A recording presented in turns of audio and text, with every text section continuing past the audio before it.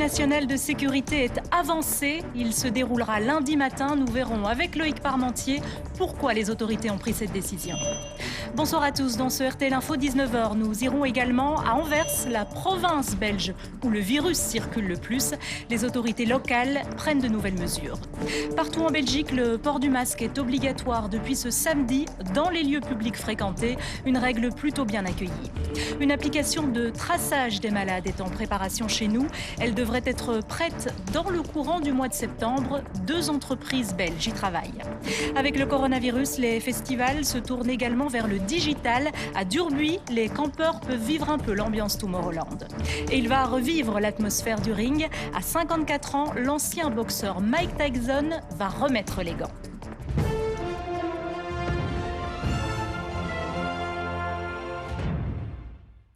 Le Conseil national de sécurité est donc avancé. Il aura lieu lundi matin et non vendredi comme c'était prévu.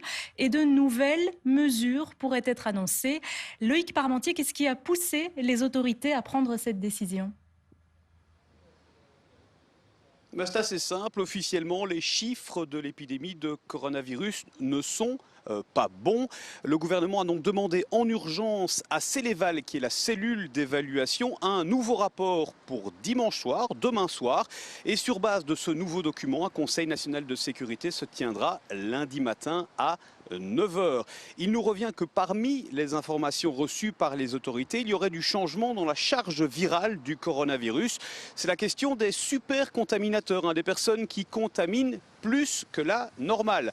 Vous rajoutez à cela l'inquiétude des experts, comme par exemple Erika Vlieg, la présidente du groupe en charge du déconfinement, comme par exemple Emmanuel André, l'ancien porte-parole interfédéral en charge du coronavirus, qui parle aujourd'hui de nouvelles vagues de l'épidémie. Vous comprenez que oui, la situation épidémique s'aggrave et le Conseil national de sécurité est avancé. Il devait se dérouler vendredi, il aura donc lieu lundi.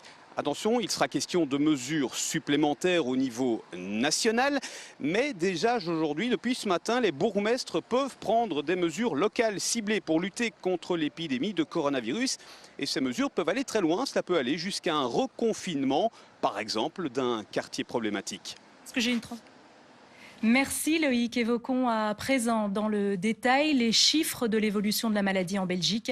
Entre le 15 et le 21 juillet, il y a eu un peu plus de 215 cas détectés chaque jour en moyenne, une augmentation de 63% par rapport aux 7 jours précédents. Les hospitalisations sont également en hausse. 18 personnes sont admises à l'hôpital chaque jour. Hier, 218 patients étaient hospitalisés en raison du coronavirus, dont 41 en soins intensifs. Autre indicateur qui progresse, le taux de reproduction du virus s'élève à 1,44, ce qui veut dire que 100 malades contaminent en moyenne 144 personnes. La veille, ce taux était de 1,27. Pour commenter ces informations, le professeur Jean-Luc Gallat est notre invité. Bonsoir. Bonsoir. Vous êtes médecin spécialiste des maladies infectieuses à l'UC Louvain. Alors, avancer le Conseil national de sécurité, c'était indispensable ? Je pense que c'était demandé par les experts, oui, pour évaluer la situation, vu que les chiffres progressent. Maintenant, ce n'est pas non plus une évolution catastrophique et une série de mesures correctes ont été prises déjà. Et il faut souligner aussi le fait que ces chiffres progressent aussi parce que certaines personnes transgressent manifestement l'ensemble des règles. Donc ce n'est pas une augmentation qui est diffuse sur l'ensemble du territoire. Il est très important de souligner que ce sont chaque fois des clusters, des groupes de personnes qui se sont rencontrées sans mesure de protection aucune. Et donc ça a fait effectivement grimper les chiffres. Mais donc, à partir de là, si on contrôle bien la situation et si ces personnes adoptent un comportement responsable basé sur le respect des mesures de protection, je pense qu'il n'y a pas vraiment de grosses craintes à avoir. Alors, on parle d'une charge virale qui serait plus importante. Qu'est-ce que cela signifie concrètement ? Oui, la charge virale, c'est la quantité de virus présent dans un individu en phase infectieuse. Donc, c'est ce qu'on peut quantifier. Donc, on quantifie le nombre de particules virales par millilitre de sang, par exemple. Et donc, ça, c'est un indicateur de la sévérité de l'affection. Plus vous avez une charge virale importante, plus, en principe, vous êtes infecté par le virus. Mais cette charge virale, ça veut en soi rien dire en tant que tel. Je pense que le problème qui est évoqué par le Conseil national de surveillance, c'est plutôt les supercontaminateurs. Mais ça, c'est aussi quelque chose qui est connu depuis le début. C'est pas un phénomène nouveau. Donc, il n'y a pas, en tout cas pas à ma connaissance, un changement de comportement du virus. C'est simplement le fait que des personnes peuvent, en étant asymptomatiques, transmettre le virus à toute une série de personnes qui se trouvent dans leur environnement immédiat sans que personne ne se rende compte de cette contamination qui se fait par aérosol. Et donc la mesure phare que le gouvernement a enfin prise... Pour lutter contre la propagation du virus, à votre avis, quelles mesures devrait prendre le Conseil national de sécurité? Mais elles ont déjà été prises, ces mesures. C'est le confinement localisé. Éviter absolument un reconfinement global parce que économiquement c'est pas tenable, psychologiquement c'est pas tenable non plus et il y a vraiment aucune raison de le faire pour l'instant. Mais par contre, il faut immédiatement, il faut assez rapidement identifier ces clusters, ces groupes comme on l'a fait à Anvers, les confiner localement et pour ça on a besoin aussi que les citoyens comprennent l'utilité du port du masque dans des endroits où la promiscuité ou le contact avec plein de personnes inconnues se fait. C'est clairement les magasins, les surfaces commerçantes, etc. La mesure a été prise par le gouvernement, enfin. Donc ça, c'est une bonne mesure. Et le traçage ensuite des contacts est un deuxième pilier. Et ce traçage, normalement, il sera implémenté en septembre. Donc les mesures, elles sont là où elles vont être prises. Donc je pense que la situation devrait être sous contrôle d'ici peu.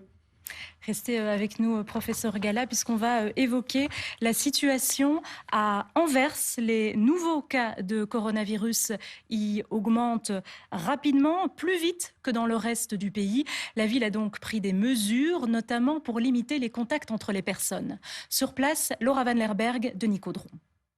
Le port du masque obligatoire dans les lieux publics et une bulle sociale limitée à 10 personnes pour les 4 prochaines semaines. Ce sont les décisions prises au niveau local par la ville d'Anvers, car la situation inquiète. Les cas augmentent plus rapidement que dans le reste du pays. Et selon ce médecin, plusieurs raisons expliquent cette augmentation. C'est à Anvers que cette nouvelle vague se fait le plus ressentir. Et il y a des raisons à cela. Une plus grande population, beaucoup de nationalités, beaucoup d'entreprises internationales. C'est à Anvers que c'est le plus évident. Et c'est vrai que ça me déconcerte. Une situation qui inquiète beaucoup les médecins. Ce que nous craignons en tant que médecins généralistes, c'est que nous avons beaucoup travaillé dans la période entre mars jusqu'à maintenant, où la situation s'est stabilisée. Si cela recommence, nous devons donc, en tant que médecins, trouver beaucoup d'énergie. Ce médecin s'occupe d'un centre de test et elle observe chaque jour de plus en plus de cas positifs. Nous sommes en tant que médecins très inquiets car nous voyons une augmentation exponentielle de cas positifs au Covid-19. Et ce qui est encore plus inquiétant, c'est que s'il y a un cas positif, cela met tout un groupe à risque et nous devons tous les tester. Face à cette situation, une réunion de crise s'est tenue cet après-midi dans la ville. Des mesures plus strictes ont été adoptées. Les contrôles de police seront renforcés dans les établissements Horeca et les contacts seront dorénavant plus limités, mais pas encore de confinement en vue. Le port du masque est désormais obligatoire dans les lieux publics. La mesure est élargie aux espaces en plein air fréquentés. C'est le cas des places et des rues commerçantes ou des marchés. Le reportage à Namur de Gauthier Falk et Pierre Morleghem. À partir de cet endroit, obligation de porter le masque. Une consigne respectée sur ce marché. Ce matin, aucun client n'y dérogeait. Je sais que c'est obligatoire et il y a longtemps que ça aurait dû être obligatoire, monsieur. Mais pour certains, ce masque est une contrainte. Moi ça m'énerve. Ouais. Oh là là, en plus je porte des lunettes alors j'ai toujours de la buée. C'est vraiment pénible. Ça me casse les pieds pour pas dire autre chose, hein. Vous voyez ce que je veux dire, hein. La communication est un peu plus compliquée. Hein, vous demandez 6 bananes, vous en avez 12 et voilà, mais à part ça, voilà, je pense que c'est quelque chose de rassurant. Une communication plus compliquée aussi derrière les échoppes. Je vous le fais pas dire, on doit crier dedans. Ça s'entend, les vendeurs et vendeuses doivent crier plus fort pour se faire entendre. C'est très vite fatigant. Maintenant, c'est le marché, il faut crier et le masque, il faut le porter. Donc, il y a des gens qui comprennent un peu moins. Ah oui, on doit parler plus fort, certains qui livrent sur les lèvres. Les personnes sont plus âgées sur le marché, donc effectivement, c'est handicapant. Ça rassure la clientèle, c'est le principal, c'est que la clientèle soit bien dans sa peau. C'est ça le principal, hein, monsieur, parce que nous on travaille avec la clientèle, et du moment qu'elle est rassurée, elle reviendra. Un peu plus loin, à l'entrée de cette rue commerçante, des affiches ont été posées. Ici à Namur, le masque est obligatoire dans plusieurs rues fréquentées ou trop étroites, une mesure qui ne semble pas freiner les clients. Ça va devenir un automatisme chez tout le monde.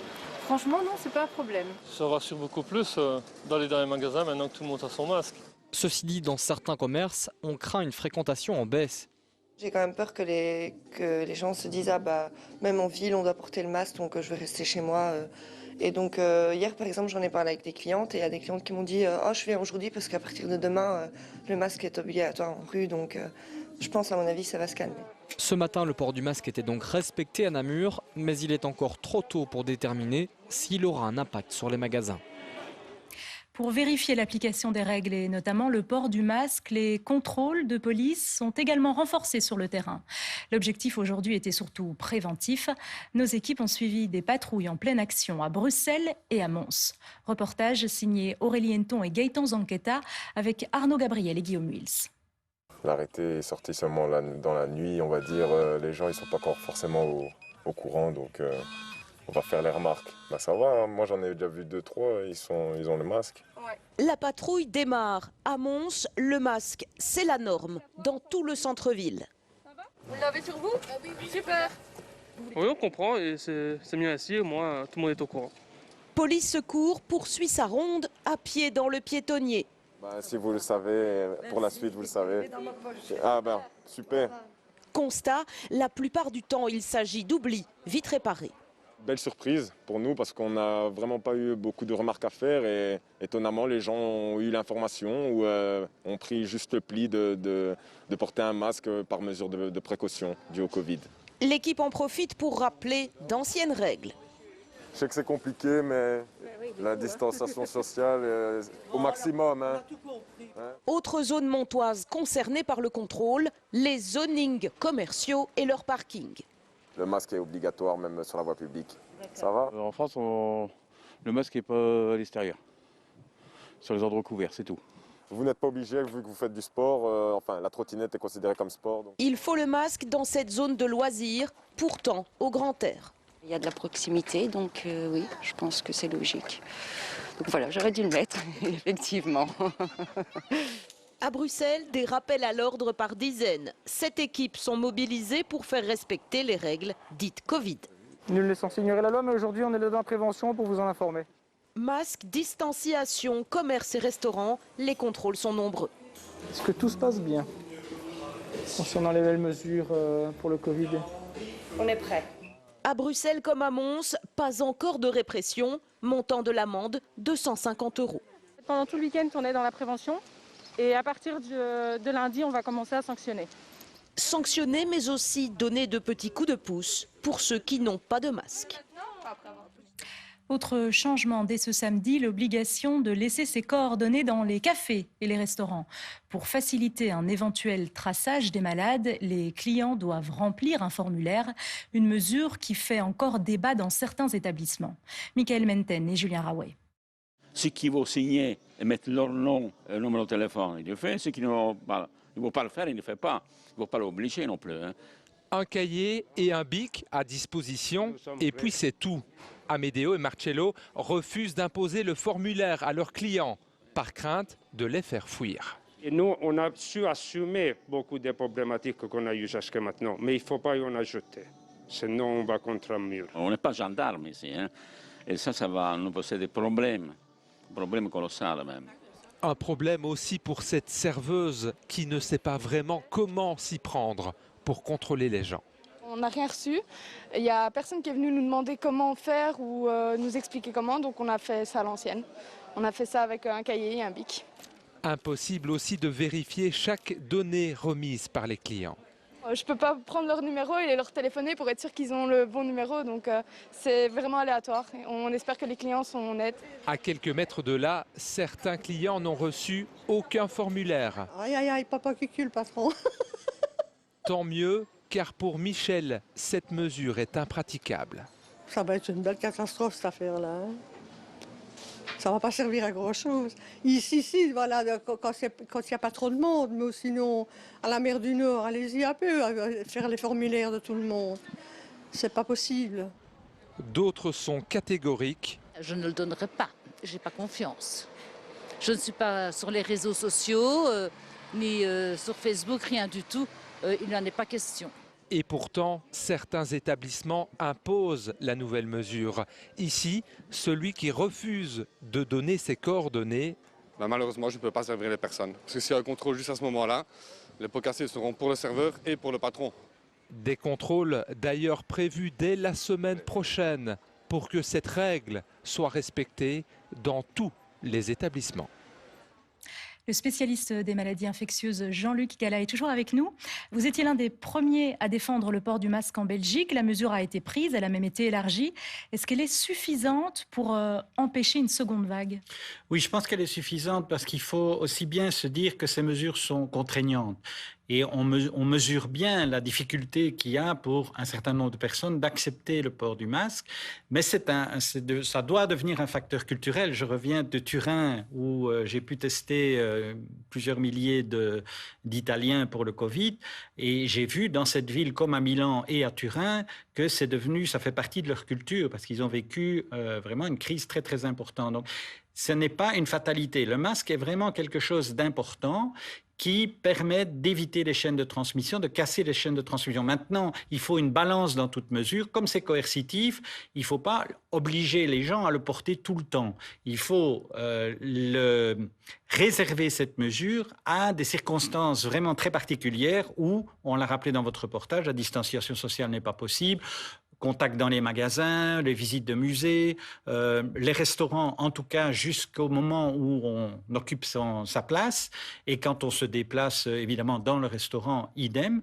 Mais ce n'est pas une mesure qui doit être appliquée pour tout le monde dans toutes les circonstances. Il faut être discriminant. Sinon, le risque est que cette mesure ne soit pas acceptée ou ne soit plus acceptée ou mal acceptée. Donc, il y a tout un facteur explicatif qu'il serait bon maintenant de mettre ou de remettre en jeu et de profiter de cette accalmie relative, même si les chiffres montent un tout petit peu à l'heure actuelle, mais ce n'est pas vraiment encore inquiétant, pour réexpliquer les mesures et en quoi consiste ce port du masque, comment on le nettoie, comment on le porte, comment on le gère et comment on l'utilise au mieux. Je pense que là, il y a vraiment un facteur explicatif qu'il faut donner et ce n'est pas une fatalité de devoir porter le masque tout le temps, mais je pense qu'il faudra quand même s'y habituer maintenant parce que c'est un virus relativement endémique et donc on va être confronté à cette recirculation du virus encore pendant plusieurs mois, même peut-être plusieurs années. Alors, il n'y a pas que le masque. On a aussi beaucoup parlé ces derniers mois des testings, du traçage des malades. Est-ce qu'on peut dire qu'aujourd'hui, nous sommes bien armés pour empêcher un rebond de l'épidémie? Au niveau du testing, on pourrait en faire plus. On en est à 10 000 par jour, à peu près, en moyenne, 10 000 tests par jour. Probablement que pour l'instant, c'est suffisant, mais si effectivement les chiffres devaient remonter, il faudrait cibler les cas peu sévères et accroître le nombre de testings. Ceci dit, le traçage est effectivement un des 3 piliers majeurs qui nous a manqué en fin de première vague. Alors on a initié le traçage manuel, mais qui n'a jamais vraiment démarré et qui a été un gros flop. Et puis maintenant, il y a effectivement avec les experts des discussions pour la mise en œuvre de ce traçage automatique qui simplifiera considérablement les formulaires évoqués dans votre reportage. Et ce traçage automatique devrait normalement être implémenté, selon mes informations, en septembre, avec toutes les garanties de respect de la vie privée, puisque c'est fait avec des juristes. Et pour nous, médecins, c'est terriblement important d'avoir ces données-là, d'abord pour confiner de manière très localisée et pour aussi identifier très rapidement les clusters. Donc, c'est une mesure essentielle, c'est un des piliers essentiels du contrôle de la transmission pandémique. Merci Jean-Luc Gallat d'avoir répondu à nos questions en direct. Pour freiner la propagation du virus, on vient de l'évoquer, le traçage est l'un des éléments clés.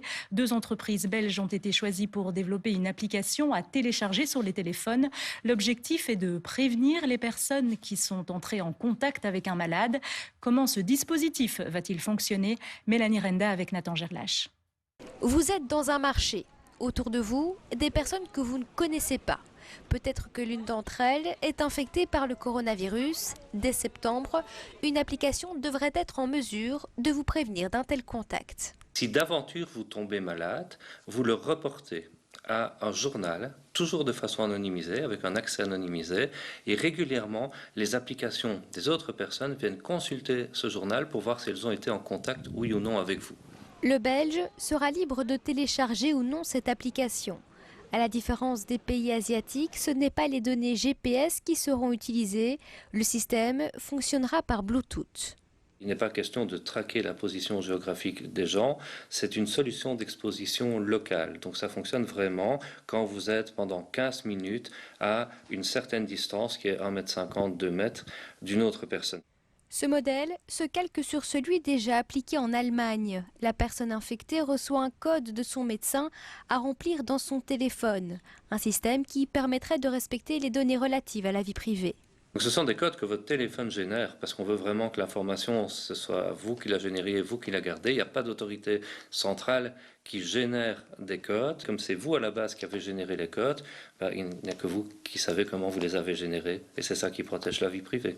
Selon une enquête menée par l'Institut Vias, 3 Belges sur 10 se montrent hésitants face à une application de traçage. 4 sur 10 se disent prêts à l'installer. À Mons, une personne sans domicile fixe a été interpellée et privée de liberté. Aurélie Henneton, on la soupçonne d'avoir tenté de contaminer d'autres personnes. Oui, les faits sont produits jeudi sur la Grand Place de Mons. L'homme était assis sur les marches du Théâtre Royal. Il crachait en public et prétendait être atteint du Covid-19. La police a été appelée sur place, l'a sommé d'arrêter, mais l'homme a récidivé. La police a ensuite trouvé une attestation hospitalière et l'homme a été testé positif au Covid-19. Cet individu a été présenté à un juge d'instruction. Il est question de menaces d'attentat et également de tentatives d'empoisonnement, car il y a un élément inquiétant. Cet homme buvait avec ses amis et il se fait qu'il partageait ses canettes. Il faut donc maintenant retracer le fil de ses contacts, ce qui va s'avérer compliqué. Le parquet de Mons prend en tout cas cette affaire au sérieux, vu la recrudescence du virus. Merci Aurélie Henneton en direct de Mons. À suivre dans votre RTL Info 19h, le témoignage interpellant d'une jeune malade du Covid. Le virus a chamboulé la vie de Lindsay, une Américaine de 27 ans. À l'étranger également, plusieurs pays font face à une hausse des cas de coronavirus. En Espagne, la Catalogne, région très touristique, ferme les discothèques et durcit les mesures. Chez nous, à Sclessin, ambiance particulière. Le Standard joue contre Nice et l'ambiance, vous le verrez, est un peu particulière. Elle partage son histoire depuis son lit d'hôpital. Lindsay, une Américaine de 27 ans, a attrapé le coronavirus. Elle pensait subir un état grippal, mais le virus a mis son système immunitaire à plat. Aujourd'hui, elle souhaite mettre en garde les jeunes. Chantal Monet. Lindsay Cove est journaliste. Le lendemain de ses 27 ans, elle est en reportage et pense avoir contracté le virus sur le terrain. Une énorme fatigue, mais pas de fièvre ni de problèmes respiratoires. Son test est positif. Elle est hospitalisée une première fois. Quelques jours plus tard, la jeune femme ressent de très fortes douleurs à l'abdomen. J'étais de nouveau positive au coronavirus. Ils m'ont dit que j'avais fait une rupture de l'appendice. Ils m'ont opéré immédiatement. Mon appendice avait la taille d'une balle de baseball. Ils m'ont aussi retiré une partie du côlon.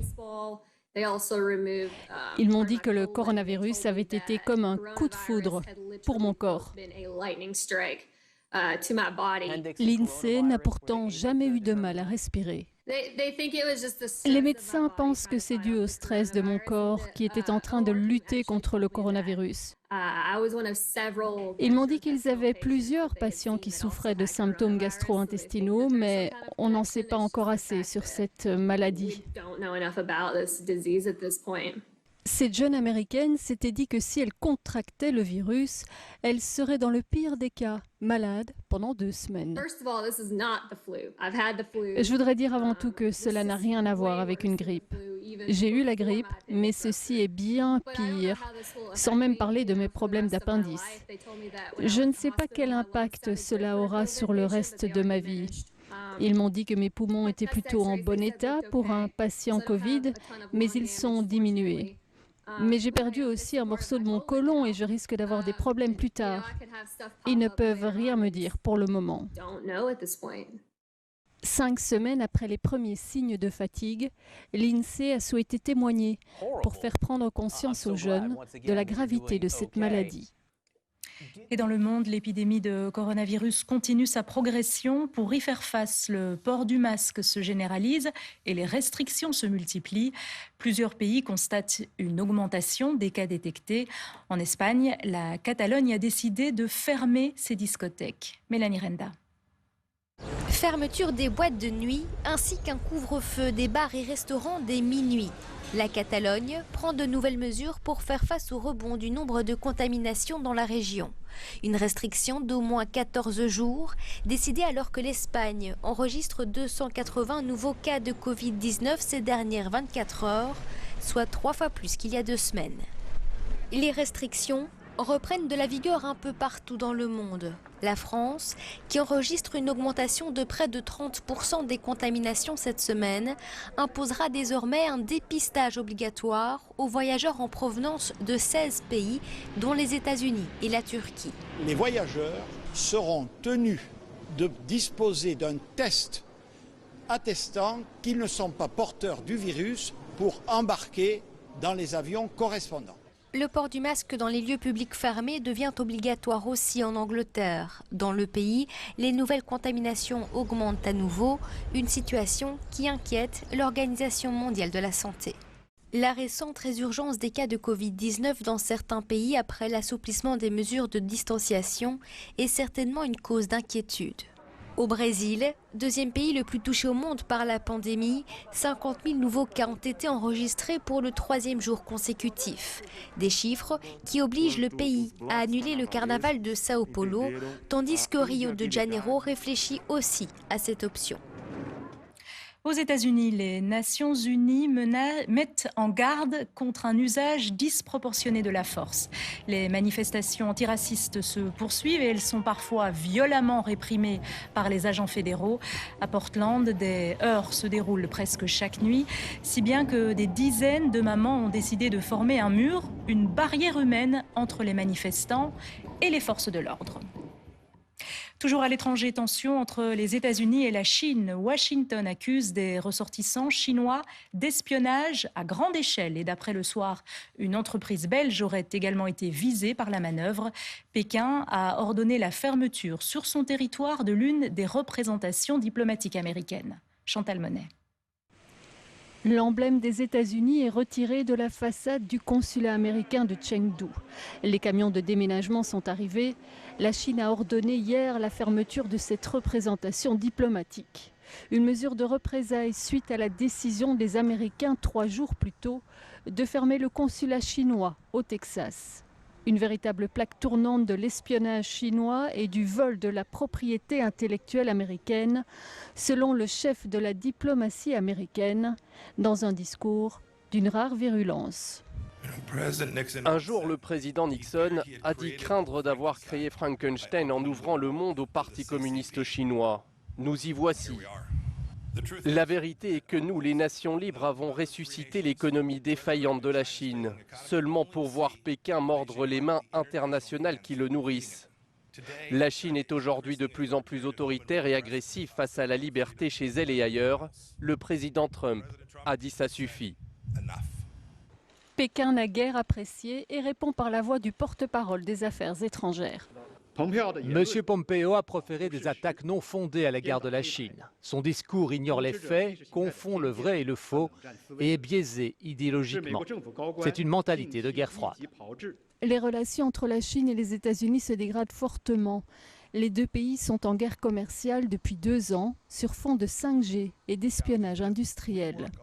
Ils s'affrontent aussi sur la politique répressive de Pékin envers Hong Kong et sur les violations des droits humains à l'encontre des Ouïghours, une minorité musulmane chinoise. Enfin, depuis quelques mois, c'est le coronavirus qui empoisonne les relations, Washington accusant son rival d'avoir menti sur l'épidémie et de ne pas avoir fait assez pour la contenir. Retour chez nous, malgré la reprise, le secteur Horeca n'est pas encore totalement remis du confinement. Selon une étude du secrétariat social Acerta, au mois de juin, la moitié du personnel était encore au chômage temporaire. Mais il y a des domaines plus touchés que d'autres et certains chiffres sont encourageants. Dans les cafés et les restaurants, les clients sont de plus en plus nombreux. Gauthier Falk avec Benjamin Van Kelst. Dans l'Horeca, ceux qui souffrent encore le plus aujourd'hui, ce sont probablement les traiteurs. Événements annulés, mariages réduits ou reportés. Dans cette entreprise, pas possible de garder tout le personnel. Au mois de juin, j'ai mis tout le monde donc en chômage économique. Il n'y a que moi et mes enfants qui avons travaillé et qui ne sont pas payés et qui ont dû sauver la société parce qu'il n'y avait pas de travail du tout. Comme dans de nombreux établissements Horeca, on fait donc moins appel aux intérimaires ou aux étudiants jobistes. En février, ces jeunes représentaient 34% du personnel Horeca.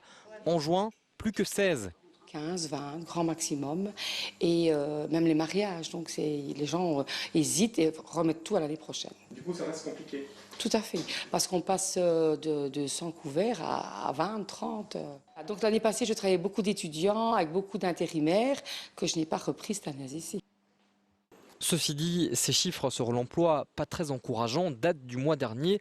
Et quand on voit la fréquentation des bars et restaurants aujourd'hui, pas de doute, ceux de juillet seront plus positifs. D'ailleurs, dans cet établissement namurois, les 22 employés sont de retour.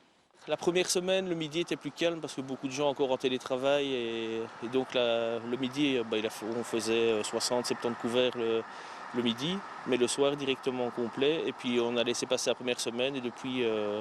on est complet midi et soir tous les jours, donc on a cette chance-là. Donc tout le personnel a redémarré par la force des choses. C'est d'ailleurs le constat d'une autre étude plus encourageante. Dans les restaurants, les réservations sont en hausse de 76% depuis la réouverture des établissements. Nous, on a la chance, si on parle de chez nous, d'avoir bien redémarré. Et puis on va, à mon avis, redresser la barre. Certains secteurs de l'Horeca souffrent donc encore des mesures qui limitent les événements. Tout le monde n'a pas encore repris le boulot, mais dans de nombreux établissements, les clients sont bel et bien de retour. Autre secteur frappé de plein fouet par la crise du coronavirus, l'événementiel. Certains festivals de l'été sont reportés, d'autres ont choisi de s'adapter. C'est le cas de Tomorrowland. L'événement passe en mode digital et il peut être suivi sur écran géant dans certains lieux, notamment à Durbuy où vous vous trouvez, Emmanuel Dupont. Et c'est une première dans l'histoire de ce festival. Les concerts ont été enregistrés sur des scènes virtuelles et diffusés sur des grands écrans comme ici à Durbuy, mais aussi dans d'autres villes du monde entier. C'est le cas à Chypre ou encore à Mexico. Alors vous le voyez, 300 personnes sont installées devant cet écran. Elles sont gentiment assises autour des tables dans leur bulle composée de 10 ou de 15 personnes. Pas question de se déplacer sans le masque évidemment et pas question non plus de danser devant cet écran. Alors dans quel contexte se tourne ce festival international? Voyez ce reportage tourné cet après-midi ici à Durbuy avec Recep Ametaj. Sur le terrain de golf de Durbuy, 150 tentes ont été dressées à bonne distance les unes des autres sur 35 hectares. Des lodges aux allures féeriques, à l'image du célèbre festival. Un camping éphémère installé tout l'été. Mais ce week-end, ce sont les habitués de Tomorrowland qui en ont pris possession, comme Babette, 56 ans, originaire de Gand. C'est vraiment une différence totale à Tomorrowland. C'est une tente l'une à côté de l'autre. Ici, il y a de l'espace. Enfin, vous voyez, c'est vraiment en distance. Mais j'aime fort, c'est vraiment relax. On est loin des 400 000 festivaliers des éditions précédentes. Un peu moins de 300 personnes vont assister durant 2 jours au concert diffusé sur les écrans géants. Une occasion unique pour Peter, venu avec ses amis. Je pense que ça va être un spectacle. C'est virtuel, mais on va faire des choses fous. Les concerts ont été enregistrés en Belgique, aux États-Unis, en Australie, devant un public virtuel. Les organisateurs utilisent des technologies de pointe, des effets tels que la réalité augmentée. Le festival se déroule cette année sur une île imaginaire, mais à Durbuy, on tient compte de la réalité épidémiologique. Face à la propagation du virus, On applique donc les mesures de sécurité. On a tous les coordonnées des gens qui sont là, hein, ils sont tous inscrits et surtout on a mis les gels d'alcool partout. On doit porter les masques quand on va se promener sur la site ici et au moment du festival, c'est sûr qu'on doit rester dans sa bulle, il ne faut pas danser, rester assis. Assis devant un grand écran ou derrière celui de son ordinateur, le plus grand festival de musique électronique devrait être suivi par plusieurs centaines de milliers de personnes à travers le monde. La reprise est aussi un peu différente. À Sclessin, on parle de football évidemment. Le Standard joue à huis clos pour la première fois à domicile. Michael Menten suit cette rencontre pour nous. Quelle est l'atmosphère sur place ? Eh bien, vous savez comment on le surnomme ce stade, Salima, le chaudron de Sclessin. Eh bien, regardez autour de moi. Ce chaudron n'est pas froid, il est carrément glacial. 27 600 places entièrement inoccupées. Cette ambiance, eh bien, elle risque d'encore un petit peu durer, puisqu'ici, il s'agit d'un simple match amical pour l'honneur, mais finalement, pour du beurre, le championnat reprend dans 2 semaines, le 8 août. Pour l'instant, la règle dans les stades n'a pas changé, c'est 400 supporters maximum. Les clubs vont donc devoir décider dans les prochains jours comment ils s'organisent. Certains préfèrent sans doute jouer à huis clos, sans personne, par facilité. D'ailleurs, ici au Standard, la décision sera assez compliquée, hein, car 22 000 supporters se sont déjà abonnés pour la saison à venir. Dernière chose, Salima, vous l'imaginez, cette situation représente un énorme manque à gagner pour tous les clubs belges. Imaginez entre 300 000 et 500 000 euros de pertes pour chaque match. Merci Michael Menten en direct de Sclessin. C'est l'histoire d'une autre reprise presque digne d'un scénario de fiction. L'ancien champion Mike Tyson va remonter sur le ring à 54 ans, un combat non officiel, uniquement pour le plaisir du spectacle. Gauthier Falk.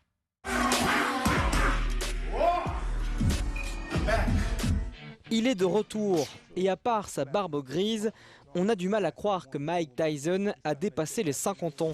Des coups rapides, des frappes puissantes, l'ancienne star des rings est en forme. Un retour, mais pas dans la compétition officielle. Mike Tyson va inaugurer sa nouvelle ligue sportive qu'il a lui-même créée. Une ligue destinée aux légendes sportives aujourd'hui retraitées. Moi et mon association, on vient de créer la Legends Only League, une ligue réservée aux joueurs de baseball, de basketball, de football ou tout autre sport. On y verra principalement des sportifs qui ont pris leur retraite et qui veulent encore montrer leurs compétences sportives. Son premier adversaire, Roy Jones, plusieurs fois champion du monde dans les années 90 et 2000. Un affrontement d'exhibition qui ne devrait donc pas ressembler à la plupart des combats de Mike Tyson. L'homme avait l'habitude de mettre ses adversaires KO. Ce fut le cas 44 fois parmi ses 50 victoires. Il n'a perdu que 6 fois, dont son dernier match il y a 15 ans. Mais la suite de sa vie fut chaotique. Drogue, bagarre et même prison, notamment pour viol. Aujourd'hui, Mike Tyson veut montrer une autre image, celle d'un retraité qui sait toujours boxer. Le match aura lieu le 12 septembre à Los Angeles, mais vu la situation sanitaire aux États-Unis, pas sûr qu'il se jouera en public. On se quitte avec l'une des informations de ce samedi. Le Conseil national de sécurité aura lieu lundi matin. La réunion a été avancée pour envisager des mesures nationales supplémentaires. L'objectif est de freiner le rebond de l'épidémie de coronavirus dans notre pays. Tous les développements sont à suivre sur notre application RTL Info.